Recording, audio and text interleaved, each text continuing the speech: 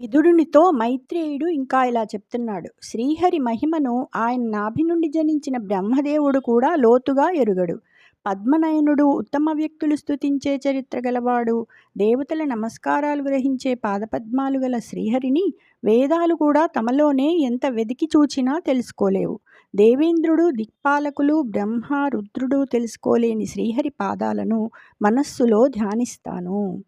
మందార పువ్వుల్లో ఉండే మకరందం తాగి ఆనందించే మనస్సు గల తుమ్మెద చేదు వేపవాసనను ఆమోదించి ఆ వేప చెట్ల మీదికి పోతుందా?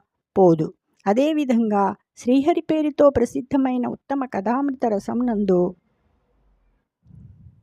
మిక్కిలి ఆశగున్న సజ్జన శ్రేష్ఠుడు దుష్టకథలని ఉప్పునీటి ప్రవాహాల వైపు వెళ్తాడా? వెళ్ళడు.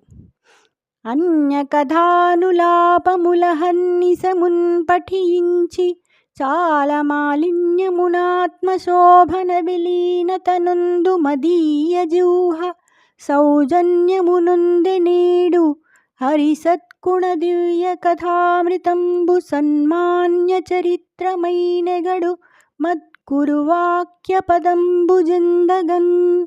విదురా, రేయింబవళ్ళు శ్రీహరి విషయాల కన్నా ఇతర వృత్తాంతాలను మళ్ళీ మళ్ళీ చదవటం చేత చాలా మలినమై తన దివ్య శోభను కోల్పోయిన నా నాలుక ఈ దినం మహాత్ములు గౌరవించే మా గురువుల బోధలు సార్థకమయ్యేటట్లు శ్రీహరి సద్గుణాలను వ్యక్తీకరించే కథామృతాన్ని వెలువరించటం చేత కృతార్థము పవిత్రము అయింది. జై శ్రీకృష్ణ.